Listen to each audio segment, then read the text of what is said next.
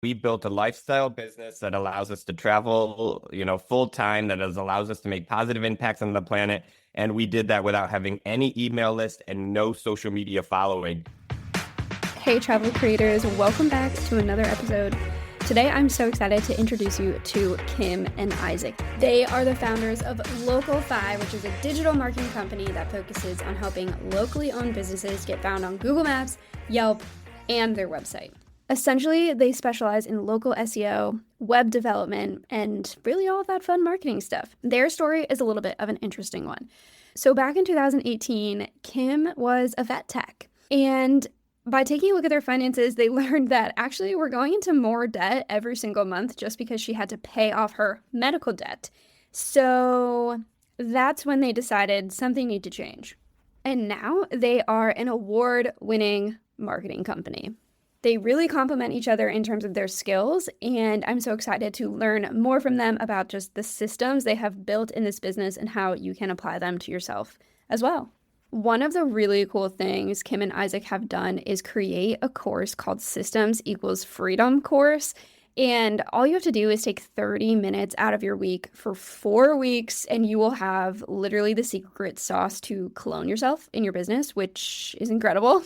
It's something they're super passionate about and just love to share about. And I'm so excited to share with you that as a listener of this podcast, you get a big fat discount on this course.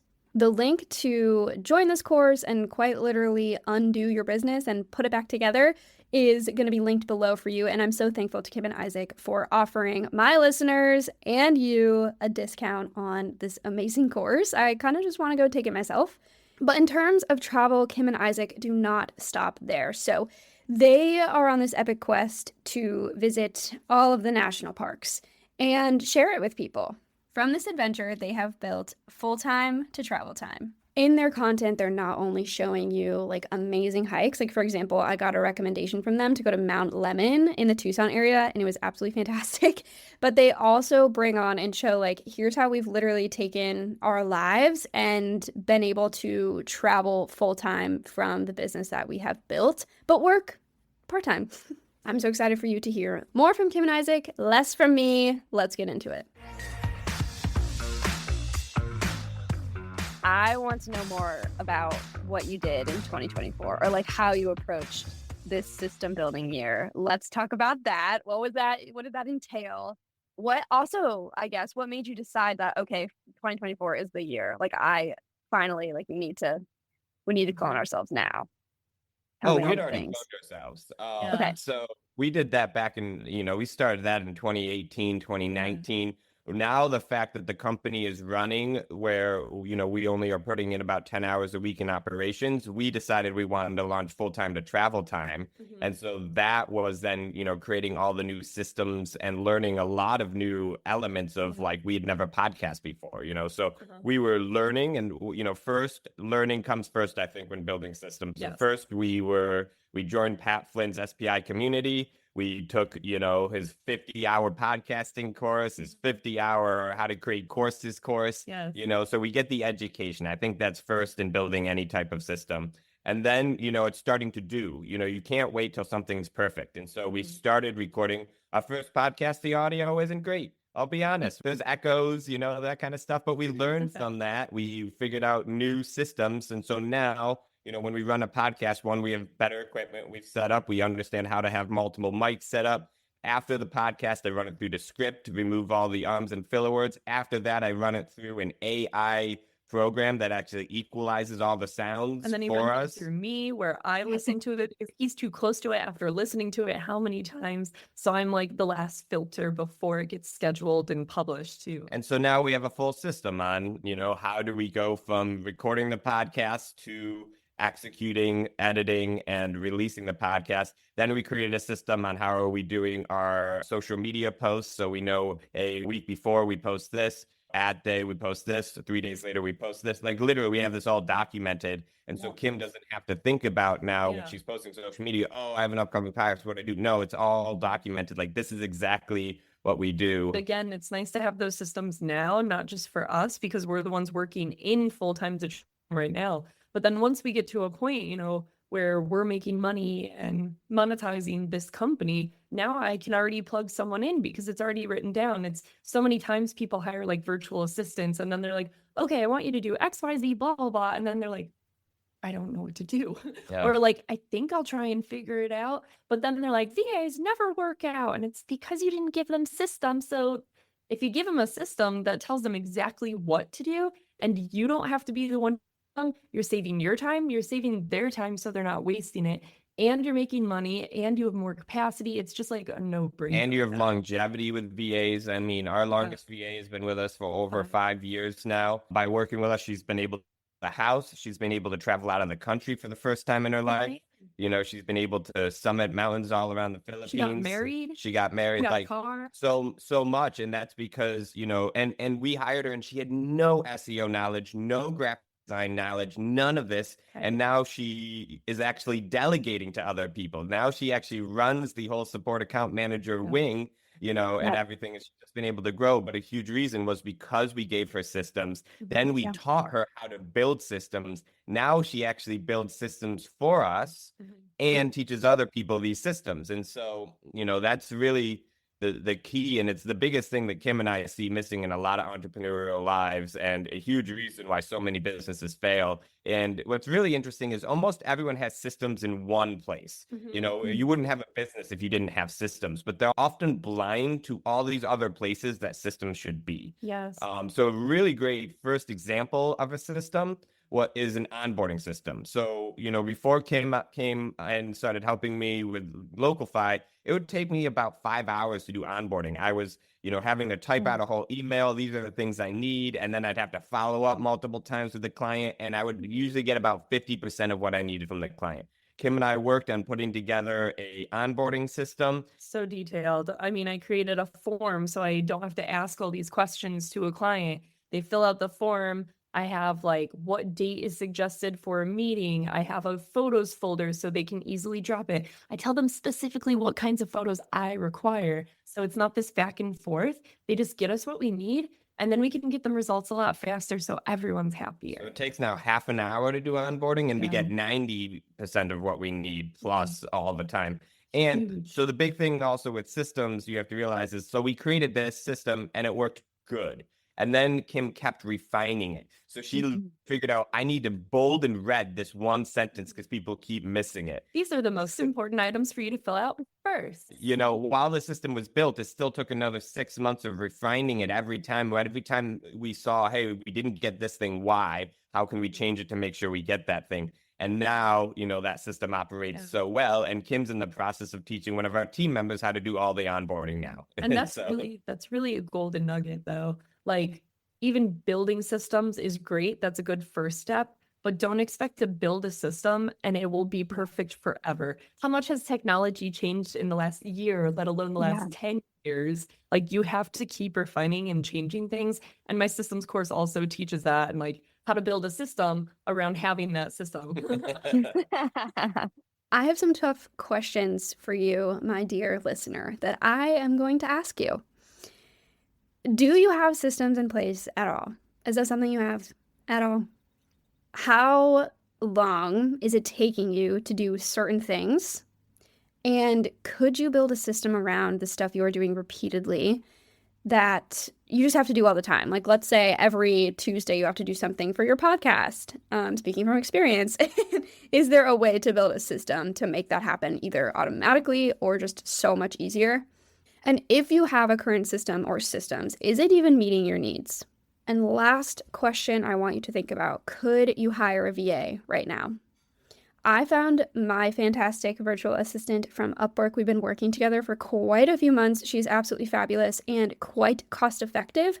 So I would recommend turning there just for a little bit of support, and then you can kind of test these systems on somebody and creating some SOPs from there. But I ask these questions to essentially help you think about, ooh, what the heck am I doing all the time that I could systemize? I know that I have to do XYZ every week, and I know it could be done easier. I promise it can. And you can use AI to even ask those questions, like tell it, like, here's everything I have to do for this certain project that I do every week.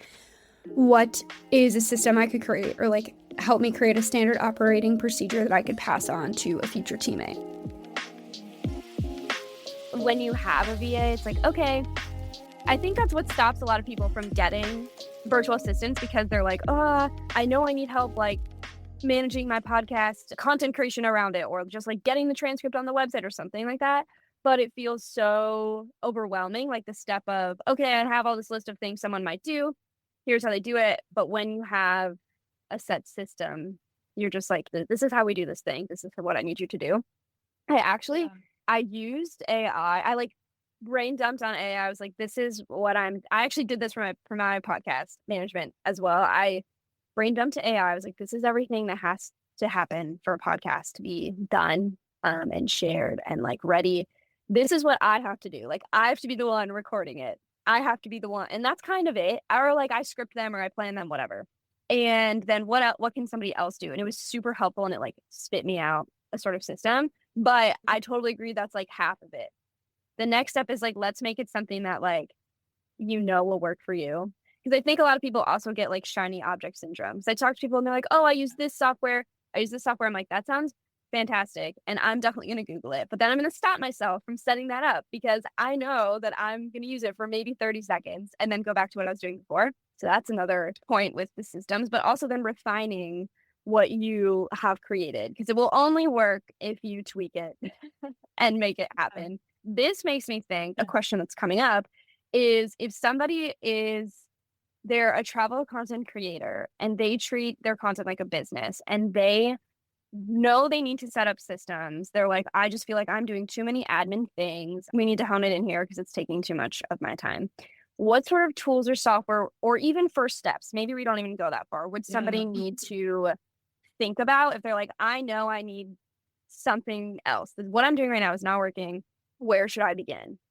Step one is the easiest and hardest part. So step one is whatever you're doing in your life right now, whatever you want to be delegating, record what you're doing while you're doing it. I say it's the hardest because it takes extra time to write down on a Google Word doc, like whatever it is, write out step by step. I clicked on this website, I logged into this website. Like, if you're providing login credentials, here are the login credentials. Click on this tab. Like, literally write it out step by step. Take it another level, because what I like about creating systems is when you can create a system that meets every type of learner's needs. Because then you don't have to depend on, I only want someone who can read it and just get it. I need to touch things. Like, Isaac can show me all day long how to do something, but I'm a practical learner. So if I don't do it myself, I'm not going to remember. Yeah, I have a system, but it's not the same. So in creating the system, you just wrote everything out while you're doing it. Step one, awesome. Next time when you do that same task again, we really like the software called Loom. It's Loom, loom.com. It's free to use. You can have 19 videos and just keep deleting them as you go. You can download the videos and add them to your now systems folder in Google Drive, which is a different thing. And we certainly pay for Loom because it's like $100 a year and super worth it. Yeah. But now when you do that system again yourself, now you can just record your screen and literally explain what you're doing as you're doing it. Boom, you completed your task and you have a system now. So now when you have that written Word document, it's not just saying like, here's the how-to step-by-step, blah, blah, blah. Or if you want to watch this how-to video, boop, done. It takes extra time, but now it's done. And now I can give that to Isaac or someone else on our team, and he knows what he needs to do. He has the visual, he has the written. Like, that is the first biggest step, is just be conscious of, oh, I'm doing a task that somebody else should be doing or can be doing. Let me start documenting what I'm doing. So just to give a real life example, both Kim and I, when we really were like, hey, we need to systemize this stuff, we both for a week, we kept like a notepad next to our computers and we literally documented the time we were spending on each task. And as Kim said, it's tough and easy. It's an easy thing to do. And also, like, you have to have discipline and willpower to do it. And that's writing it. But if you want like an actual software to be able to use for that too, there's one called Toggle. Yep. It's a time tracker. There's all sorts of time trackers out there. I think I'm toggling right now. Yeah.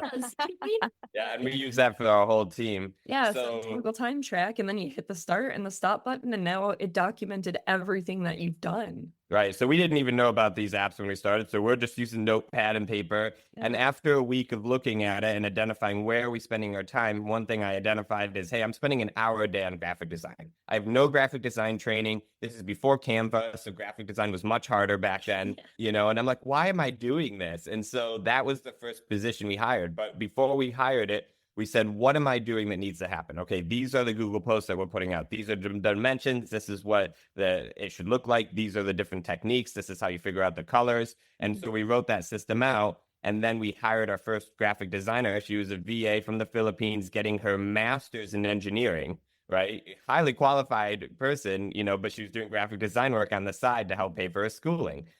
So what happened? Okay, I cleared an hour out of my day, and we're getting way better graphics because she was trained as a graphic designer, right? She knew this stuff.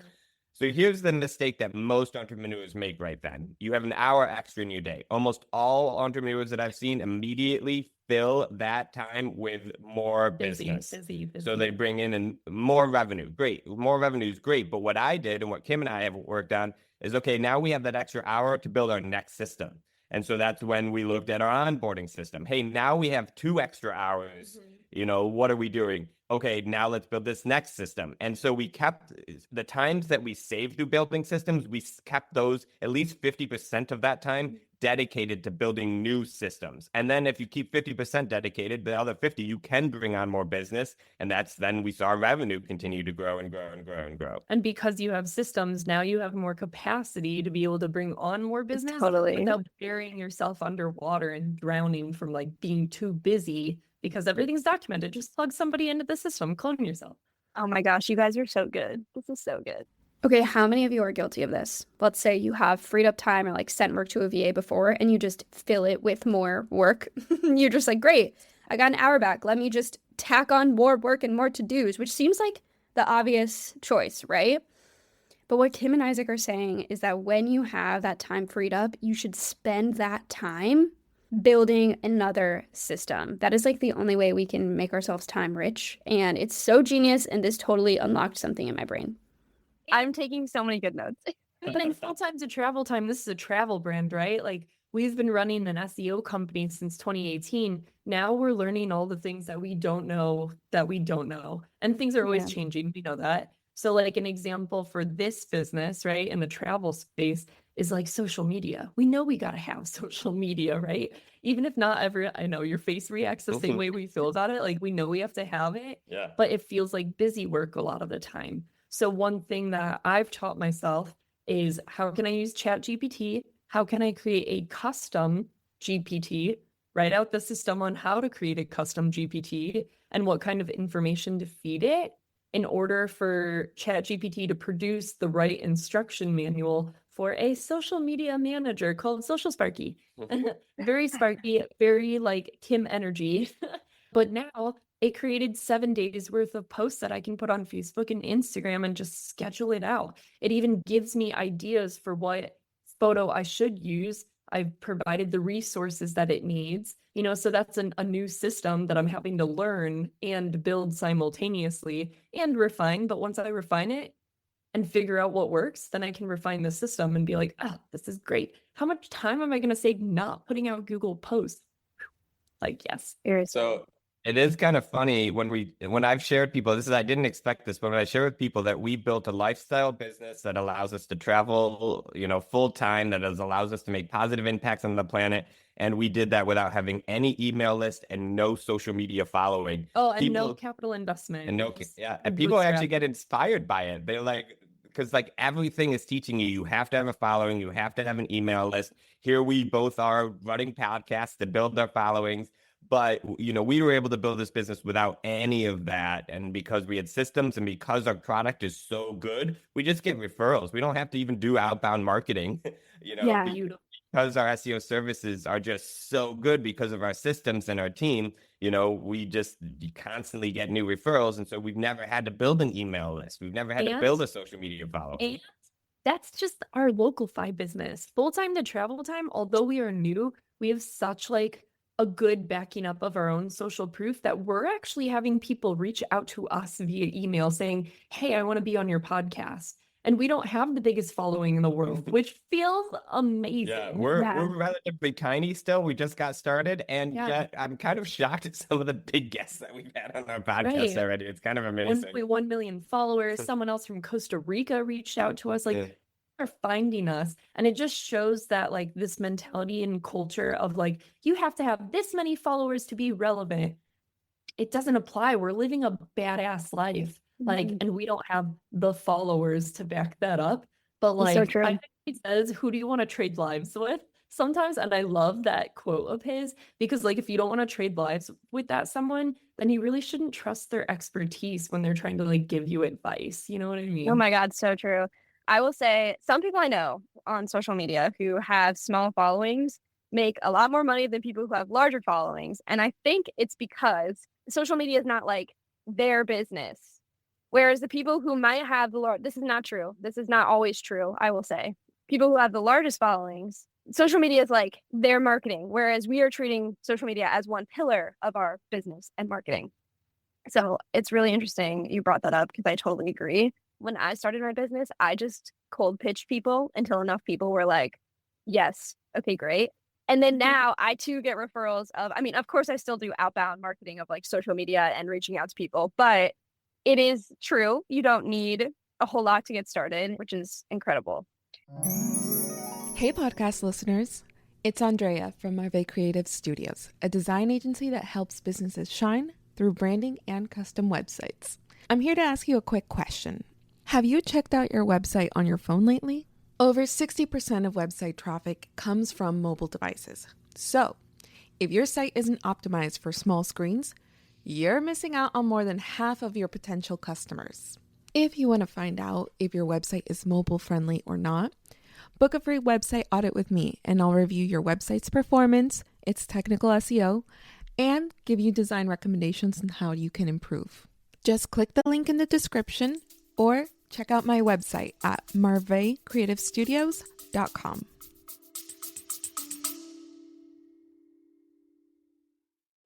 Hey, are you trying to build an audience, to create engaging content, and to drive views? Well, then the Audience Connection podcast is just for you.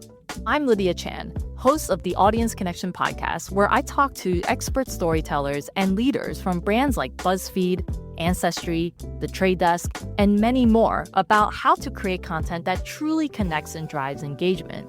Every other week, each guest brings their insights and practical advice on how you can make your content go further. So if that's important to you and your job, click the link in the show notes and follow the Audience Connection podcast today.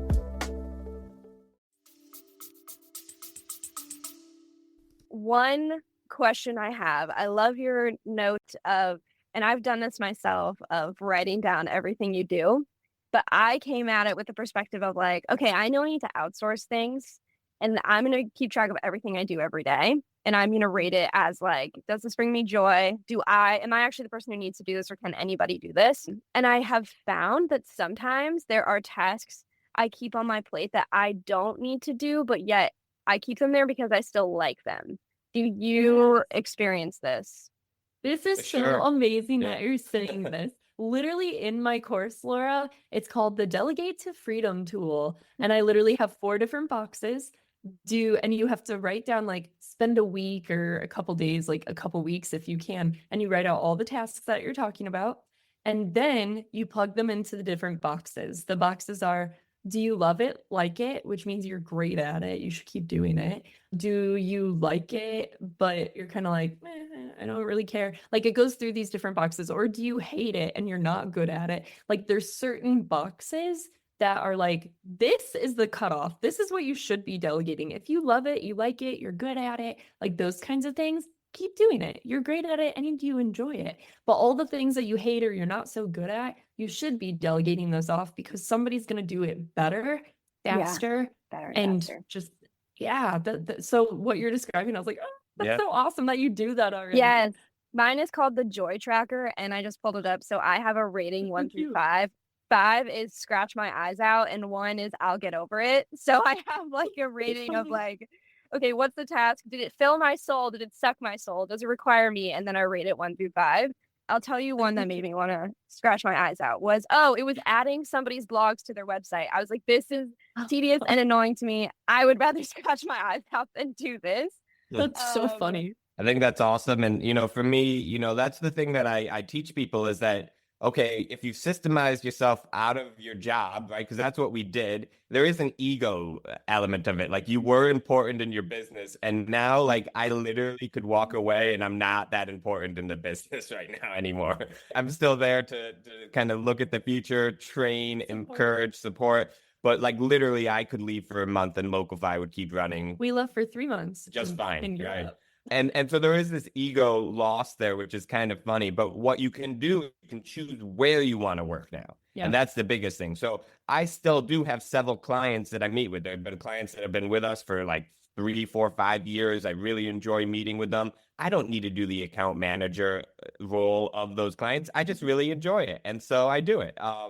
And then that also frees us up to where else do I want to spend time? So I dedicated my role to making Localfi one of the best places to work ever, so that is a role that I really enjoy doing. I love meeting with the team and figuring out, what are new ways we can make this better. We launched a loyalty program. So because I don't have to work in the day-to-day operations, I can work in where I'm passionate at, and that's getting my team excited to continue to work with Localfi. That's getting, helping them become more sustainable. That's working on, getting my business more sustainable, all of these kinds of things. And so that's what I think, is so cool when you do systemize things. You do have to realize like, hey, I'm not as important in this business anymore, but now I can choose where I want to work. And that's really, awesome. And then you can launch a new business like we are. Yeah. Working on your systems is selfless because then you can help other people. That's really, really cool. Yeah, and not only that, but we've been talking business the whole time, right? But like systems can 100% be used in your normal everyday life or not normal everyday life. Like one of my favorite systems, we talked about onboarding, that just saved me so much time on a business sense. But on a personal level, one of my very useful systems that I've even recommended to my team to use, and it's been really helpful. Right before I go to bed, I sit in my bed and I look at my calendar on my phone and I say, okay, what's happening tomorrow? And sometimes it's a mix of business things and sometimes it's like, oh, we have to go to the kinesiologist or go to the sauna or go to this event or whatever it is, right? So I'll look in my phone and I set alarms in my phone for every single event or meeting I know that's going to happen because I found that to be helpful for me. So for today, for example, I woke up at 7:30, my alarm went off. That means I wake up, go get ready, and then at 8:50, my alarm goes off. So I have a 10-minute warning before my next meeting. So that way, if you need to prepare or something like that, if it's something where I need to drive somewhere, part of my nightly routine then is actually like doing the Google Maps real quick. How far is this from my house? So that way I can give myself a reminder via alarm on my phone to say, I will need 30 minutes to get ready. So I'll set my alarm for this time and then set in another alarm 10 minutes before we need to walk out the door. This has honestly been like a huge game changer for me because if I don't have an alarm going off to be like, hey, reminder, I know you're really deep into thinking and being creative and working on XYZ. Like if it didn't remind me I need to leave or prepare for my next meeting, I don't know how people do it. What's the secret? The secret is called living in fear. Someone said that to me recently. She was like, I just don't know how you do it all. I was like, yeah, it's just living in fear that it's not going to get done. That's it. Yeah, but fear can be exciting too. Isaac taught me a really good lesson like when we first started dating almost 10 years ago. And he notated the difference between if you're nervous or like scared or if you're excited. Does your heart race when you're excited? Does your heart race when you're scared?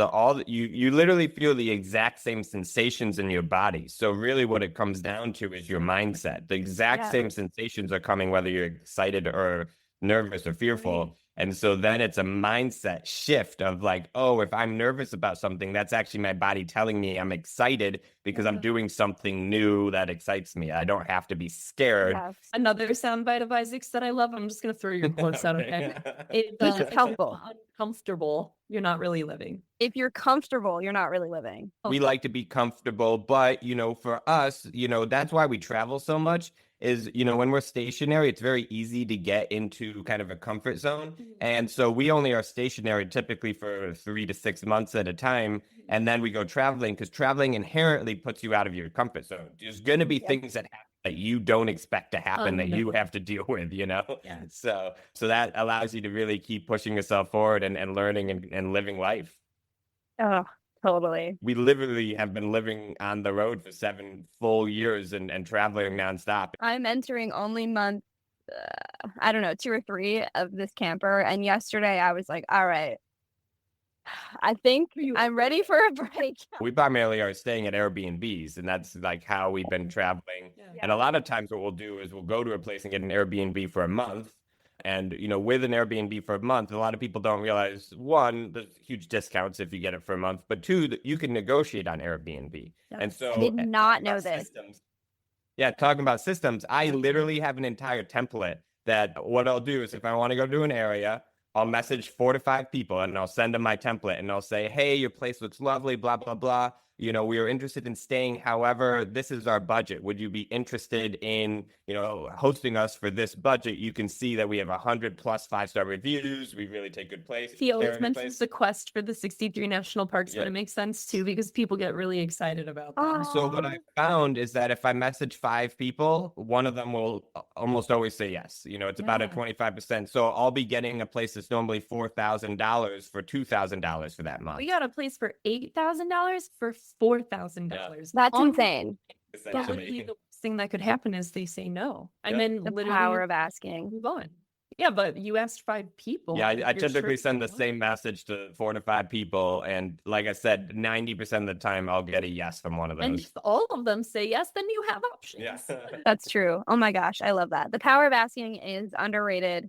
Okay, I have 2 thoughts. You can feel free to pick one or talk about both. I just want to be mindful of your time. I have one of them is how important it is to find what you're good at. So like you 2 switched roles.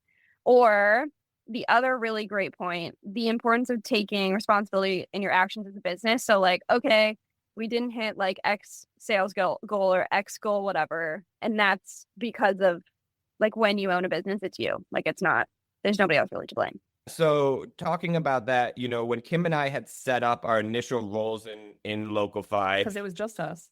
and we're wearing all the hats at that point, All right? the seats. And Kim was very extroverted, and I'm an extroverted introvert. I can be extroverted, but I am inherently introverted. And I knew all the technical side of things. So we just made so much sense. Kim is going to go out and do the sales, and I'm going to do the technical side of the SEO. And we're 3 months into it, and we hadn't closed a single client. And I've been doing this already for years. I was very good at this. And I was starting to get really frustrated at Kim because I was like, I'm ready to do my part, but you're not doing your part. And then, what I did when I'm ever really like frustrated or challenged in life, I oftentimes will pick up the book 7 Habits of Highly Effective People, and I'll just open it. I've read it through all the way, but I'll just open it. And typically whatever I open it is what I need to read at that time. And it really talked about your power, sphere of influence, how you can't change how other people act. You can only change how you act. And so I said, hey, I have to take responsibility for the fact that we're not getting business, and so what, I did is I actually went with Kim to some networking events. I was able to see she was actually scaring people away. So let me back up. I didn't know or understand what this thing called body language was. Like it's not my repertoire. I was never taught that. I don't know if it's supposed to be instinctual. I don't have it. So I would like talk at people, but then I wouldn't stop. It wasn't just like a 30-second pitch or a 6-second elevator pitch. Like I would just word vomit all over them. And Isaac was watching me because he was my shadow. He's standing next to me, just being quiet. And we literally watched a girl like put her arms together, slowly back away. And then I'm chasing after. So she turned and started like walking. She's like, oh, I have to go check on this thing over here. And Kim like starts running after her. So he was like, wait, just be quiet. Like, stop talking. And then he was like, remember that like 6-second pitch we worked on together? And I was like, yeah. And he was like, okay, let's go talk to someone. And I want you to use that, say exactly the way we wrote it, and then just be quiet. And I was like, what if they don't say anything? And he's like, just be quiet. And so we go up to this guy and I say the 6-second pitch and then I'm just quiet. And he goes, will you tell me more? And I was like, oh, it's working. Like, well, we identified Kim is not great at the closing part, very good at the initial, like, get people interested kind of thing. But- And so we figured out that the roles, the seats were different. And that is one thing I do recommend, like, for anyone starting out a business. If it's just you, it's one thing, right? You fill all the seats. But if you're planning on growing or you want to plug people into the seats, literally, like, write it out on a piece of paper where it's like, who is your visionary? Who is your integrator? Who is in charge of graphic design? Who's in charge of editing? Like, you have somebody in that seat, you know? So once you can identify those, then test them out. If it doesn't make sense or it's not working, we never ever fight. And like, we were fighting. So like, clearly something was off. We put each other in the right seats to figure it out. And guess what? We got a client when we changed seats. So I think what's so important is, recognizing that oftentimes it's tiny tweaks that make huge differences. And so with Kim, I could have kept blaming her for not doing sales. Instead, I took responsibility to say, hey, what's going on? There's got to be a disconnect. I went and I shadowed her at a networking event. I gave her a tiny tweak. Hey, just say this pitch and then, be quiet and let them talk next. And that opened up an entire door. But then Kim and I really started looking at, okay, are we really in the best seats? And again, it was very ironic in that here I'm the one who has all the technical knowledge and I'm introverted. But we found I'm actually much better at sales at that point, at least, than Kim, because I had the expertise and the confidence to talk about the product. And I was really good at systems. Like, even in my past life as a veterinary technician, I loved like the systems of everything. I was like, hey, boss, can I create a whole user manual for the entire hospital? And he was like, of course you can. So of course I did that. And it's super beneficial. And then they turned into another emergency hospital. Like, they were able to expand. And I feel like a big part is because I did that. But because I did that, I have no SEO knowledge. I have a veterinary science degree. But because I was able to pull out those systems from Isaac's brain, put them on paper, now I have a system to follow. And so what we found was I was great at the operation, and Isaac was great at being the extrovert, having to like do the sales. And he really enjoyed doing the sales, and I really enjoyed doing like the back end stuff and learning all this cool stuff that I didn't know. So it's really, identifying, hey, there's a breakdown, and breakdowns happen in human life. They happen all the time. So the first part of fixing a breakdown is recognizing there is a breakdown. The second part is looking at what can I control myself? Let's not blame other people. Let's say, what can I control? Going to the networking meeting and giving Kim advice. I could control going to network meetings myself. I could control, these different elements. And so I started going to the networking meetings and realizing like, hey, I'm actually really good at the sales side of things. And so I just kept looking at what can I control within this situation and going full-heartedly into that. And that, like, again, instead of blaming Kim on, oh, you're not bringing in any sales. Well, no, like, she just had never done this before. And also just know that your roles change. Like, now I'm head of sales. So now I talk to people, and I love talking to people, and I'm the initial talker and I'm the initial closer. Like, I do it all now with that. When you first started on this creator journey, you were doing everything. You were the accountant, you were the graphic designer, you were the email marketer, and maybe you are all of those people still. But I guarantee the people who are good at finances are not the same people who are good at graphic design. Probably almost exclusively. That is not true. So this is really a reminder to look at what you are good at doing, because there's things that like definitely bring you joy in this creator journey, and there are things that are definitely draining you. So I need you to think about, what am I even good at? Like, seriously, and what could somebody do faster and better? Delegating towards those roles that you struggle with will literally be a game changer. For example, I outsource data collection. I don't really want to go mining for email addresses. I really don't. So I outsource it to somebody who does it quite literally twice as fast as I could, and with more joy. Yeah, it's just funny how roles will change. And again, it's just open communication between, all parties. And, really, again, I remember these tiny tweaks. And so, Kim, when she was first starting to run operations and she was learning how to delegate to our graphic designer, she was spending like an hour, because I had to do a time study then, and she spent like an hour sending an email. I was like, how did this possibly take you an hour? You type everything? And I was like, this is the only way to delegate. And I was like, why don't you just make her a movie saying what you want? That will take like 5 minutes. So she did it. Took her 5 minutes to delegate. Like, oh my God, Had this to is sit- so much better. She's like, oh, this is so much better. This work, was so helpful. And it's like, so Kim just had in her mind, like, this is the only way to do it. Right. And again, because I was able to, she had the discipline to do the time study. We're able to identify, hey, is this taking way more time than it should? Then we dug into why. Then we created a system on how can we improve this. Boom, delegation takes 5 minutes and gets way better results than an hour and is driving Kim crazy. So really, like, step one for anyone listening is write down a list of what you're good at that you love. Even if it's not something like I started in SEO and I know nothing about SEO. But when I looked back at like my experience in the veterinary hospital, I love talking to people. I was really good at talking to people. I wrote that down. I love reading. Don't know where that'll get me, but I wrote that down. I wrote down like I was really good at like writing and documenting systems. I was really good at teaching, like write down my different skill sets. He wrote down a list of his own skill sets, and then we could come together and be like, okay, these are your strengths. These are my strengths. Like, let's combine these powers and figure out how to create something beautiful out of this, or to better identify like, okay, I think you should start in this seat, this seat, this seat. And then again, we realized, yeah, I'm good at talking to people, but not in that sense yet. I needed to evolve and learn to be able to like fill that seat better. So, And we've had to change these. There's a concept, I think in Good to Great, called right person, right seat.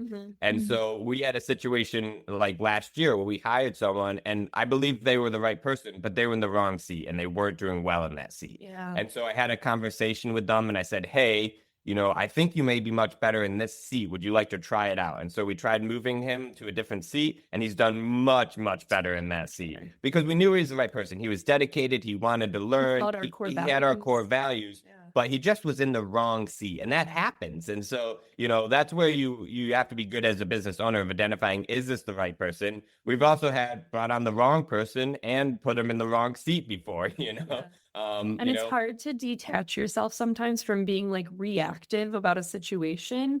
Like you've got to just, especially when you're too close to it, like you just got to like stop, breathe, and be like, all right, let me look at this from like a different perspective.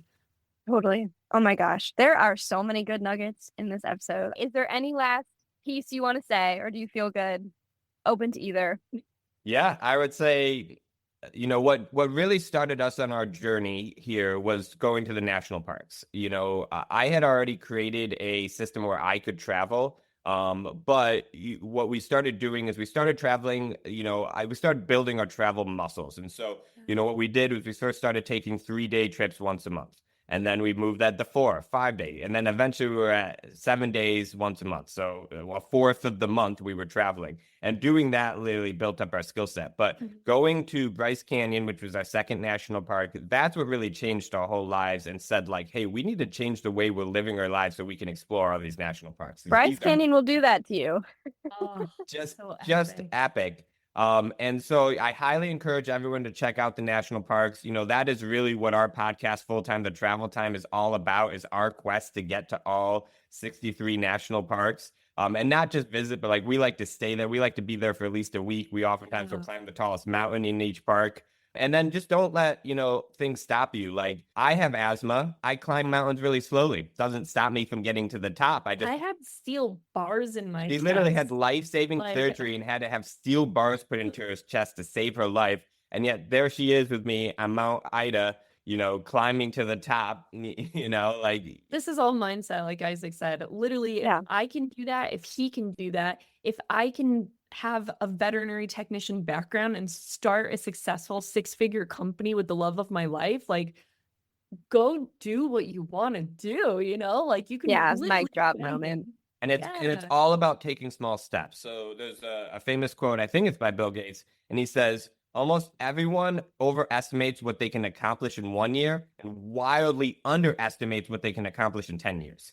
And so like that to me really stands true, because we've all said like, oh, we're going to do this in 1 year, but like it doesn't quite happen. But as long as you keep taking steps, you're going to accomplish great things. And so, Kim and I have gone through a lot of challenges in our lives, some health challenges, and yet we just keep taking steps to keep improving. So like 24, as you talked about, that was a year where we were taking steps to improve. We really wanted to get back into Phoenix, be around our friends, our family, our business colleagues, but we just keep keep taking steps. But Isaac's point, break down a big fat goal into tiny steps that you can just keep taking forward. Yeah. Don't go after the big goal right away. Like, that's hard. Compartmentalize it into chunks so you can just attack those chunks and it will help you get to that big goal. The onboarding system, for example, I'm not trying to take on the entire onboarding system. Instead, one chunk of that was like, let me build a form with some questions in it. Yeah. Done. Number one. This is so good. You guys are so good. I personally feel inspired. I've been like, I don't know, this week has put me in a burnout slide. And I was like, this morning I was like, I know that after I talk to them, I'm going to feel so much more inspired. I would hug you if I could from here. I'm so pumped about your joy tracker. Like, that makes me feel so happy. She really was like, she was squirming over you. And I know I have to go soon, but I just want to say, like, thank you so much for having us on it. This was one of those episodes where I walk away feeling just so much lighter, feeling so much inspiration and like ready to take action. I love when that happens, but I would love it even more if you connected with Kim and Isaac. So if you are interested in learning more SEO-esque things, I highly recommend, and you can do so by visiting localfiseo.com, LOCALFISEO.com. But if you want to connect with them on their travels, you can head to fulltimetotraveltime.com, which is also a podcast. And I know you've been waiting for it. The systems course where you can create freedom, scale your business, and live life on your own terms. You can find that information linked down below, as well as on fulltimetotraveltime.com. If you go to work with us on their website, you'll be directed to their systems course. So I thank them so much for joining me today, and I have a sneaky feeling this won't be the last time they will be on this podcast. I also wanted to give a special shout out to my listeners in San Antonio, Texas, Chicago, Illinois, Daly City, California, and Bangkok. What is up? You guys are the highest listening cities of this podcast right now. Pulling up the rear is Toronto. What's up, Canada? Can you help me move to you? But I just wanted to say thank you for listening. If you are listening to this and you are in one of those cities, consider this a very meta moment. But I just wanted to say shout out to you and appreciate your listenership. Happy creating, friends, and I'll see you next week.